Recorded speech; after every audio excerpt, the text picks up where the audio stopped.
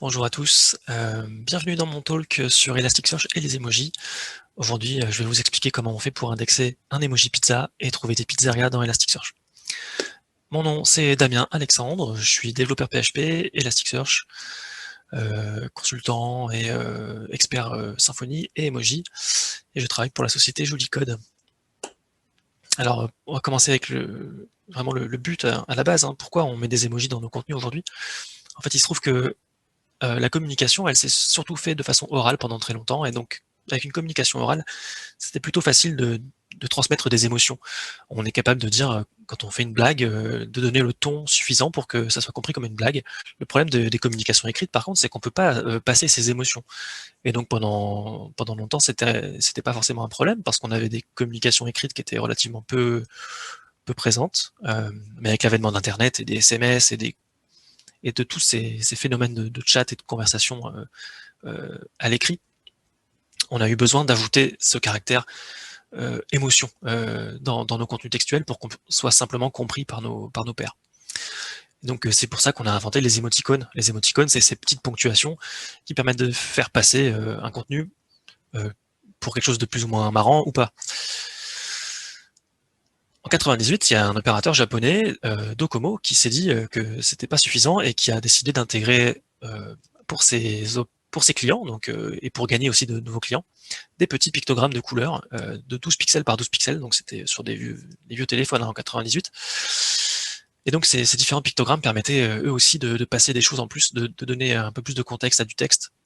Un peu plus tard, il y a Unicode qui est intervenu. Unicode, c'est un consortium qui sert à coordonner et à encoder l'ensemble des textes écrits en informatique.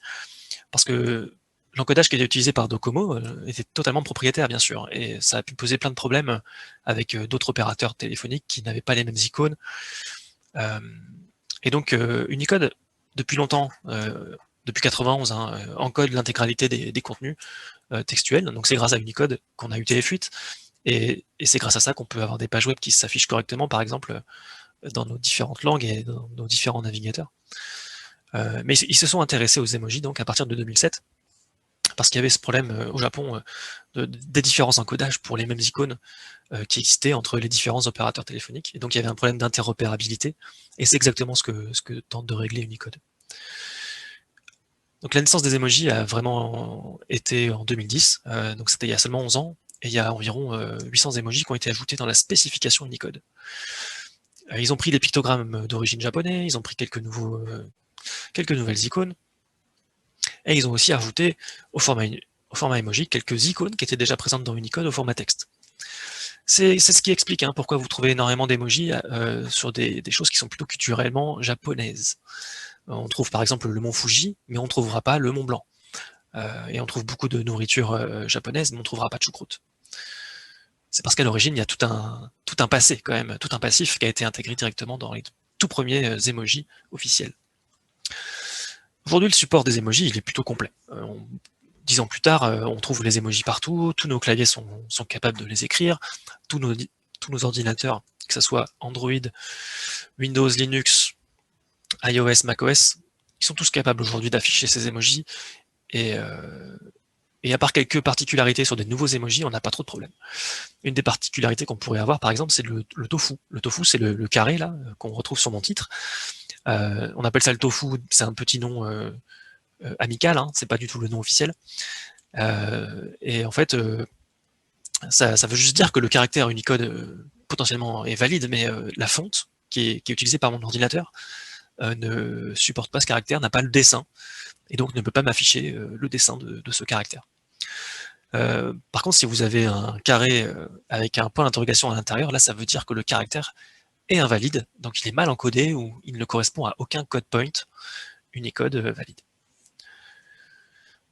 Donc le support sur nos ordinateurs il est plutôt bon. Qu'en est-il dans Elasticsearch? C'est là un peu le but de cette conférence, et c'est ce que je vais vous montrer. Il faut savoir qu'actuellement un emoji, c'est simplement un caractère Unicode, c'est un code point Unicode. Chaque code point correspond à quelque chose qui s'affiche sur votre ordinateur, ou pas d'ailleurs, mais on verra ça plus tard. Mais donc par exemple, ma part de pizza, c'est un F355, c'est ce code point là qui est censé m'afficher une part de pizza.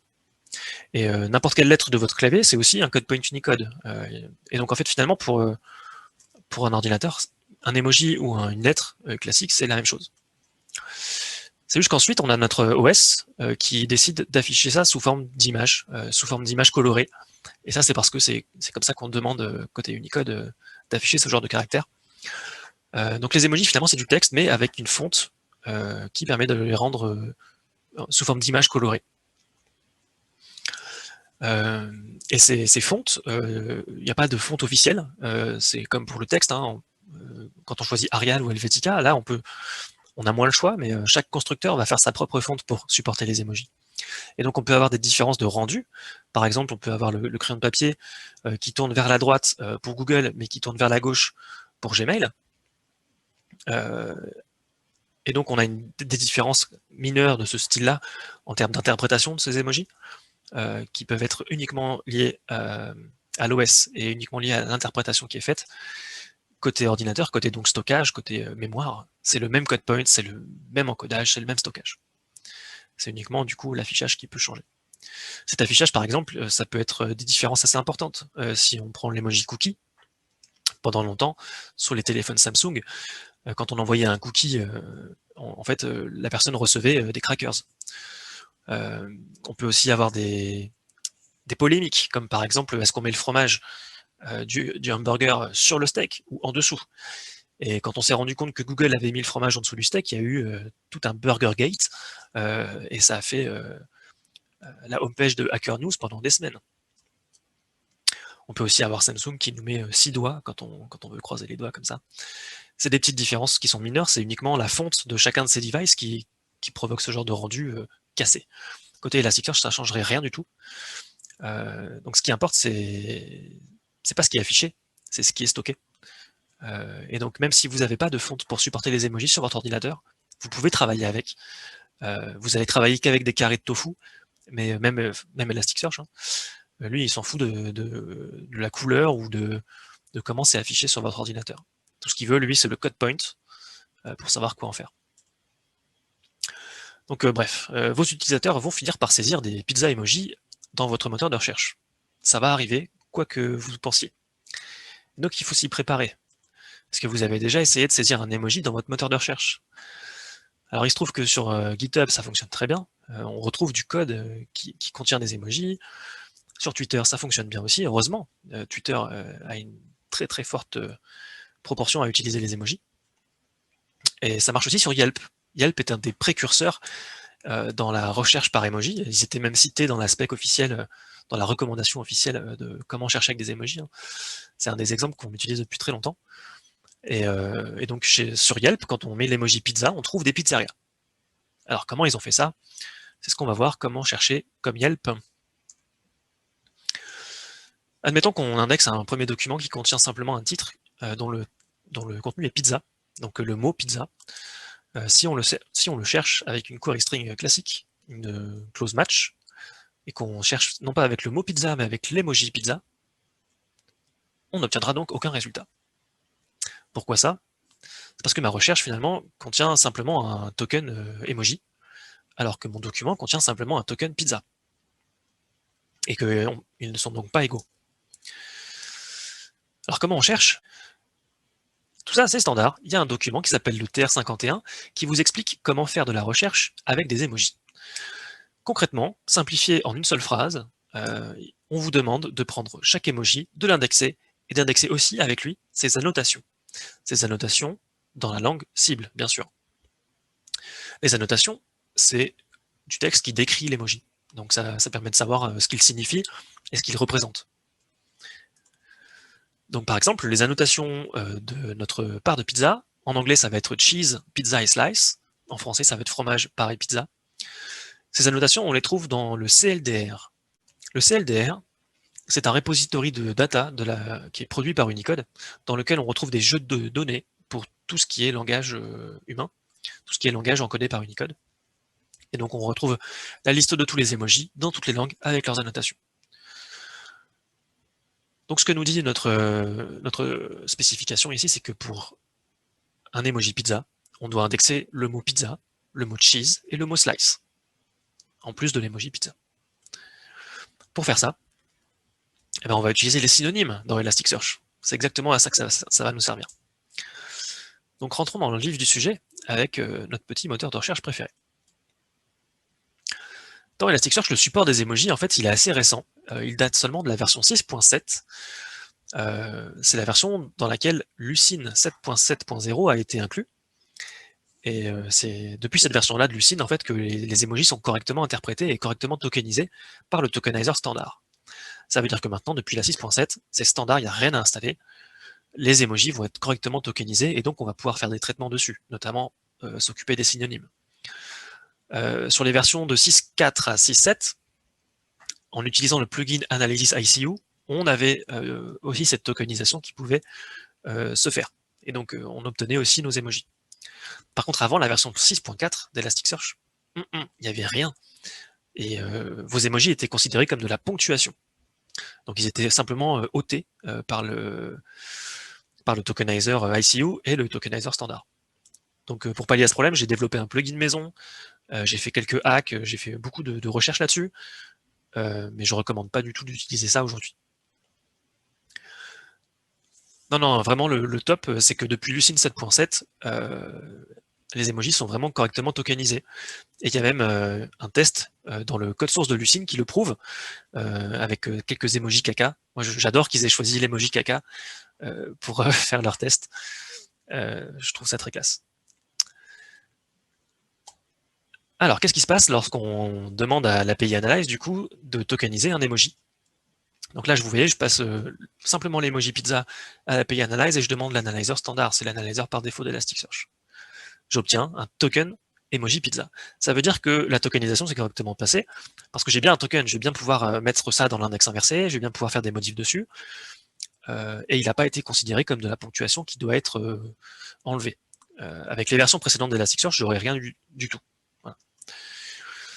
Pour ajouter des synonymes, on ajoute un token filter de type synonyme, et on lui donne un dictionnaire de synonymes. Donc pour l'instant, je mets qu'une ligne, bien sûr, on aura besoin de beaucoup plus de lignes que ça. Et donc ma ligne, c'est emoji pizza qui doit être étendue en emoji pizza, cheese, pizza et slice. Et ça va donc me donner 4 tokens lorsque je cherche ou j'indexe un emoji pizza. Et donc maintenant, vous voyez bien que ça va fonctionner. En fait, quelle que soit ma recherche, si j'ai dans mon index emoji pizza, cheese, pizza et slice, si je recherche avec l'emoji pizza, je match. Si je recherche avec le mot pizza, je match. Parce que j'ai bien les tokens dans mon index inversé. On peut aussi utiliser ça qu'à la recherche, bien sûr, si on veut. Ça, c'est à vous de voir. Donc la grande liste de synonymes qu'on va devoir produire là, donc pour tous les emojis existants, elle existe déjà. En fait, le CLDR fournit toutes les annotations dans toutes les langues. Merci Unicode. CLDR, c'est le Unicode Common Local Data Repository, j'ai pas précisé tout à l'heure. Moi, de mon côté, je vous fournis la liste des fichiers de synonymes déjà prêts pour toutes les langues supportées par le CLDR, au format qui va bien, donc ce format-là, le format qui est exploitable par Elasticsearch et Solar. Bon, en vrai, c'est un peu plus complexe que simplement mapper un code point vers une liste d'annotations, parce qu'il y a plein de particularités dans la spec Unicode. Et c'est ce qu'on va voir tout de suite avec quelques exemples de drapeaux. Il y a beaucoup de types de drapeaux dans Elasticsearch, et il y a des considérations qu'on va devoir connaître. Le premier exemple que j'ai, c'est le drapeau arc-en-ciel. En fait, lui, c'est une séquence ZWJ. Il y a plein de séquences ZWJ dans les emojis. Par exemple, les emojis famille, c'est des séquences, c'est-à-dire que c'est plusieurs emojis collés les uns à la suite des autres, mais avec ce caractère un peu spécial qui est le ZWJ. C'est un zero width joiner, c'est-à-dire que c'est un caractère glue un peu pour gluer entre eux plusieurs emojis. Et il se trouve que certaines combinaisons sont officiellement supportées, et donc les implémenteurs, les gens qui font les fontes emojis, sont obligés de les supporter. Donc par exemple, la combinaison d'un drapeau noir, glue et arc-en-ciel, ça nous donnera le drapeau arc-en-ciel. Le drapeau arc-en-ciel n'a pas son propre code point, il est en fait le fruit d'une combinaison de plusieurs emojis existants.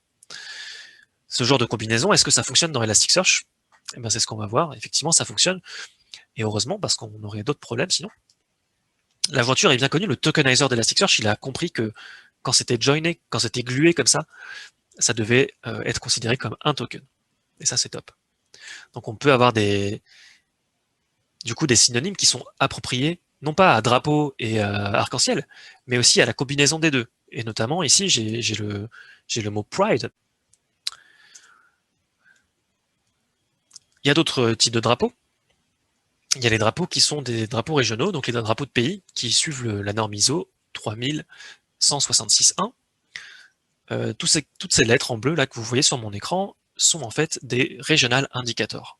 C'est des espèces d'émojis un peu spéciaux qui sont censés représenter des régions. Et quand on en colle deux, l'un à la suite de l'autre, par exemple C plus A, on obtient normalement un drapeau, qui est ici le drapeau du Canada. Tous les pays ont leur drapeau, tous les pays en tout cas qui sont spécifiés dans ISO 3166.1.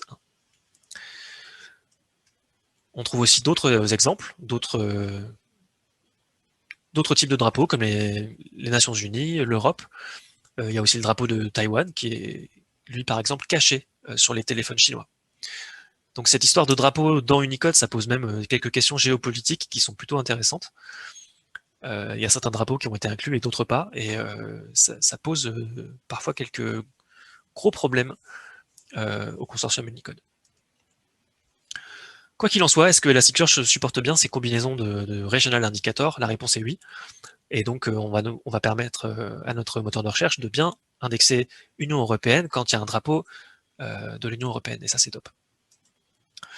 Il existe aussi d'autres types de drapeaux, les drapeaux de subdivision. Les subdivisions, c'est la norme ISO 3166.2 qui sert à spécifier, à lister les départements, les régions, les sous-divisions administratives donc d'un pays pour tous les pays.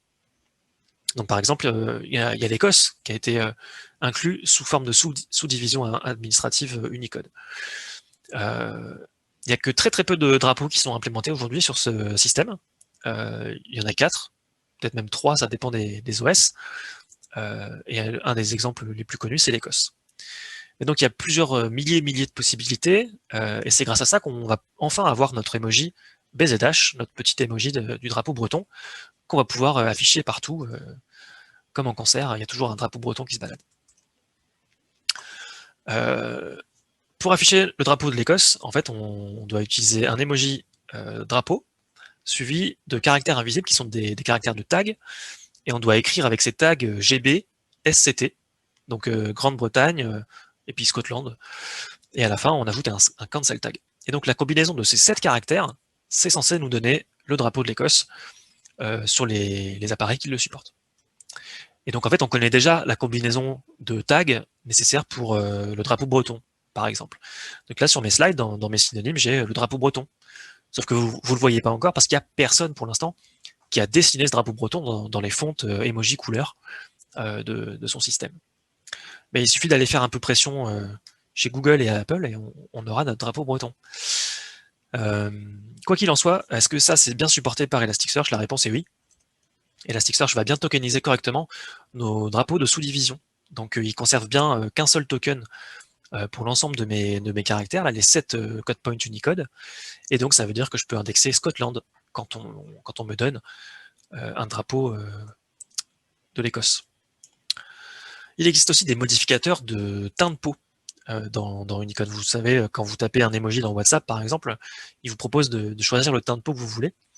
En fait, l'emoji, vous pouvez soit l'envoyer tel quel et il sera jaune, soit vous l'envoyez avec un modificateur de peau. Et en fait, ce que vous faites, c'est pas un nouveau code point, c'est juste le même code point, mais avec un modificateur qui est posé derrière. Et ce modificateur, il est censé être invisible. Et donc, ça va permettre aussi d'adapter parfois les annotations qu'on envoie dans notre dictionnaire de synonymes. Parce que ce qu'on veut, nous, c'est la signification, bien sûr, de l'emoji, mais peut-être que le teint de peau va apporter une signification différente. Donc ici, j'ai mon token, il est correctement tokenisé par Elasticsearch. Et donc là, tout va bien aussi. Encore une petite spécificité, il y a des sélecteurs de variations dans l'aspect Unicode qui permettent de choisir la variation qu'on veut pour notre emoji. Est-ce qu'on veut la version texte de l'emoji, donc purement noir et blanc comme du texte, ou est-ce qu'on veut la version couleur? Et donc sur certains emojis, l'affichage par défaut, il est en texte. C'est le cas par exemple de l'emoji cœur Donc le caractère Unicode 2764, c'est un caractère qui existait largement avant les emojis. Et donc il a été ajouté dans l'aspect emoji, mais uniquement en gardant le même code point et en ajoutant un sélecteur de variation image-couleur. Mais donc ce qui se passe, c'est que comme toutes les comparaisons sont binaires dans Elasticsearch, il faut que notre token il soit clean, il faut qu'il soit strictement identique, quelle que soit la représentation visuelle choisie. Ce sélecteur de variation de représentation visuelle, il peut aussi être inclus à l'intérieur même de certains emojis. Par exemple, je reprends mon drapeau arc-en-ciel, c'était un emoji drapeau, un joiner et un emoji arc-en-ciel. Mais cet emoji drapeau, il aurait pu avoir par exemple un sélecteur de variation qui lui était collé dessus. Et donc ça fait 4 caractères au lieu d'en faire 3. Et donc potentiellement, en fonction de ce qu'on indexe et de ce qu'on recherche, si c'est pas le même emoji arc-en-ciel, drapeau arc-en-ciel, on n'aura pas de match dans Elasticsearch parce que la comparaison dans Elasticsearch est binaire. C'est exactement ce qu'on peut voir ici. Là, mes synonymes n'ont pas été ajoutés parce qu'en fait, le stockage, enfin en tout cas, il y a des sélecteurs de variation en plus là dans mes emojis que je cherche, mais qui ne sont pas dans mon dictionnaire de synonymes.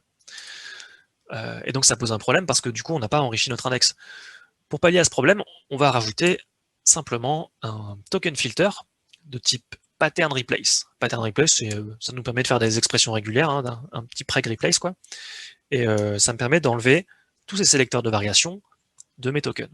Donc j'ai un pattern qui match mes sélecteurs de variation, j'ai un replace qui vaut rien du tout, et comme ça, mes tokens vont être tous nettoyés, il n'y aura pas de sélecteur de variation qui peut traîner, et j'aurai plus de chances d'avoir des synonymes qui matchent les termes qui ont été recherchés dans mon index. Concernant les nouveaux emojis, les emojis qui vont apparaître bientôt dans la spec Unicode, parce qu'il y a des specs qui changent tous les ans, hein. Tous les ans il y a des nouveaux emojis d'ailleurs. On va voir comment ça se passe avec Elasticsearch, mais c'est plutôt bien foutu. Alors il se trouve que actuellement Elasticsearch a 2 versions de retard avec les emojis Unicode, parce qu'on utilise Lucene 8.7 actuellement, qui supporte officiellement Unicode 11. Seulement, il se trouve que la spécification Unicode, elle casse pas comme ça bêtement à chaque fois, et les règles pour tokeniser du contenu avec des emojis à l'intérieur, elles changent pas. Les règles sont relativement stables. Actuellement, on est à Unicode 13, donc on a 2 versions de retard. Dans ces versions, il y a des nouveaux emojis qui ont été ajoutés. Et donc le seul problème que j'ai pu trouver, à cause de cette différence de version, c'est certains sélecteurs de modificateurs de peau sur des nouveaux emojis. Par exemple, il y a un nouvel emoji qui est les doigts pincés comme ça, un peu à l'italienne.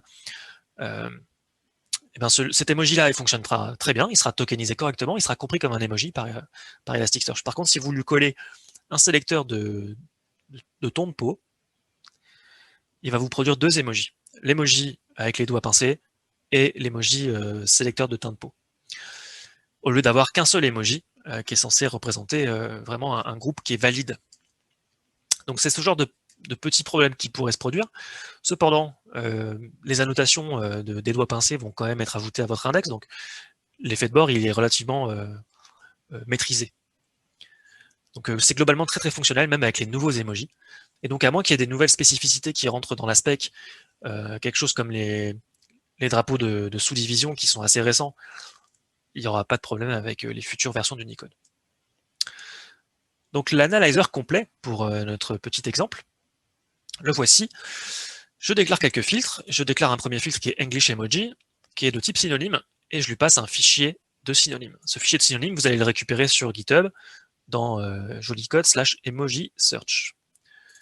Et j'ai bien mis anglais parce que là, je suis en train d'indexer des contenus anglais. Ensuite, vous déclarez un token filter emoji variation selector filter. Vous l'appelez comme vous voulez. Hein. Vous respectez votre propre nomenclature, il n'y a pas de problème. Il est de type pattern replace et il va simplement enlever les sélecteurs de variation qui peuvent polluer les emojis, finalement, lorsqu'on veut faire du matching binaire d'emojis. Et ensuite, l'analyzer complet. Donc, je lui passe un tokenizer standard. On n'a pas besoin de faire le tokenizer ici ou ici, même si c'est très bien, hein, vous pouvez le faire aussi.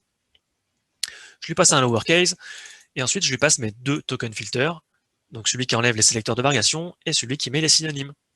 Et voilà, j'ai mon analyzer complet. Si on l'utilise tel quel dans l'API Analyze, par exemple, avec un emoji pizza et un emoji ananas, on va bien obtenir tous les tokens pizza, fromage, ananas, fruits, et on va pouvoir trouver nos pizzas à l'ananas. Mmh. Pour résumer, les emojis, c'est des lettres comme les autres. Leur recherche se base sur les synonymes. Le CLDR, qui fait partie du consortium Unicode, produit des annotations pour vous, dans toutes les langues. Le fichier de synonymes, dans toutes les langues, il est déjà prêt, il est disponible sur GitHub. Il y a plein de combinaisons d'emojis possibles. C'est vraiment très très riche, on parle de plusieurs milliers d'emojis possibles. Et je vous conseille de supporter les emojis partout, sauf dans les mots de passe. Je vous remercie pour votre attention. Je travaille pour Jolicode, on fait du développement web, de l'expertise sur des technologies open source. N'hésitez pas, si vous avez des recherches d'emojis à faire, je serai ravi de vous aider. Merci.